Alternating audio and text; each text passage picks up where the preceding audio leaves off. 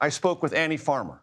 She survived sexual abuse at the hands of Jeffrey Epstein and has advocated for the full release of the Epstein files. Please take a listen. First question, Annie. You appeared on the steps of the Capitol not so long ago advocating for the discharge petition, a legislative vehicle to possibly win the release of all the Epstein files. How are you feeling at this moment when it appears that might actually happen in the House?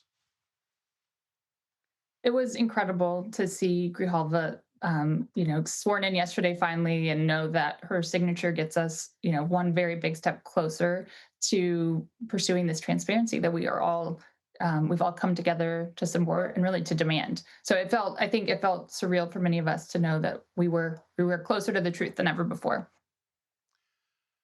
There are those who look at this, Annie, and wonder, is there a political agenda? Do you want to address that? I'd be happy to address that. Yeah. I mean, I think that one of the many frustrations that survivors in this case have felt and expressed is that this case has been politicized, but it is not political. This is not a partisan issue. The sexual abuse of children and young women is in no way partisan. And in fact, when my sister Maria Farmer first reported this, that was 1996. We've had five administrations come and go since then, right? Like many directors of the FBI. This is always something that survivors have wanted, is more information about what went wrong here. Why didn't we see justice? So the fact that there has been more call and interest at this time, I think that just means that Americans are learning more and are more interested in wanting that information to be released. But for us, it is not political. And of course, some now in positions of prominence within the Trump administration were vocally calling for that transparency not so long ago.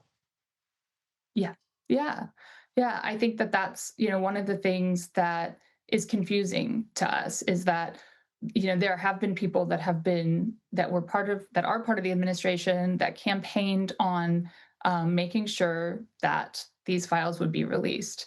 And I think that really made a lot of Americans, more curious and want to understand what had gone wrong.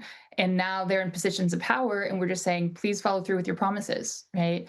And it hasn't happened. And in fact, the way that things have unfolded, it felt like just one stall after another. And that's really hard on the individuals that, like myself, my sister, so many of the survivors I know personally. This trickle of information is really difficult, right?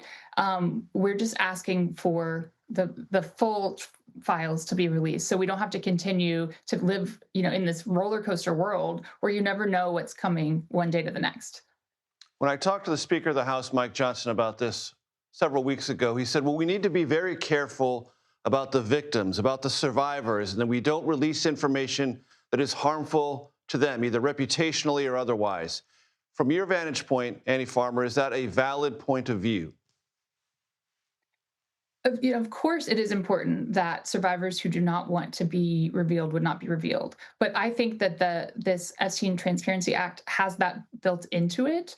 And I feel that unfortunately protecting the survivors is being used as an excuse to delay the release of this information.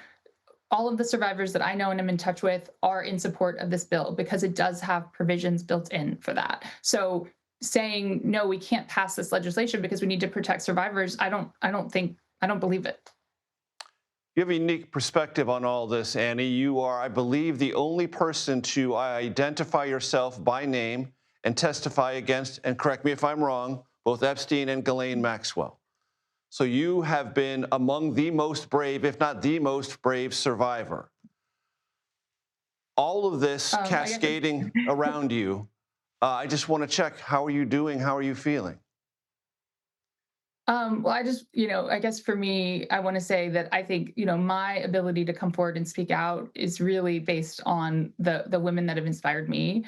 First of all, my sister, Maria Farmer, who was the first to report Epstein in 1996. And then also very much Virginia Giuffre. I think right now the world is getting to know her better through her memoir. And her powerful example of being so bold and clear about speaking out about these crimes was also, very much an inspiration for me. But I think that luckily there are many of us, and as we come together, I think we just feel stronger and stronger. The more voices we have, the louder we get. And I think that we are nervous right now because it feels like there's a lot at stake. But I also think we feel really emboldened. And I'm hopeful that we're at a place where we are really going to see that all of us coming together is going to make a difference. Before I let you go, Annie, two questions. President Trump again this week described this as the Jeffrey Epstein hoax. And there have been lots of reporting about the way that Ghislaine Maxwell has been treated in this different federal prison she has been moved to. I'd like your thoughts on both. Sure. Yeah. First, in terms of the comment about it being a hoax, I think it's um, I feel confused about what that means. I've never know what he means when he says that. Obviously, there's so many of us. I don't think the American people think this is a hoax. But what I will say is there has been a lot of misinformation that has floated around this case for a long time. And actually, that misinformation is very damaging to those of us involved. And very confusing. And so, in my mind, the best way of making sure we have the facts about this straight and we can separate fact from fiction when it comes to the Epstein case is to release all of the DOJ's files, right? They investigated. There's a ton of information. So I think that that just speaks to the importance of transparency. And then on your second question, in terms of Maxwell's treatment, I think we've just seen more and more that it feels like she is getting this privileged treatment that is not typical for an inmate, especially someone who is a sex offender at her level. And it's extremely problematic. It seems like further evidence that there's these two different sort of systems of justice at play. And because of her connections and because of her privilege, and perhaps because of what she knows, she is being given, benefits that others are not. And I think it sends a very dangerous message. And I hope that ends. Annie Farmer, thank you very much for your time. Thank you so much, Major.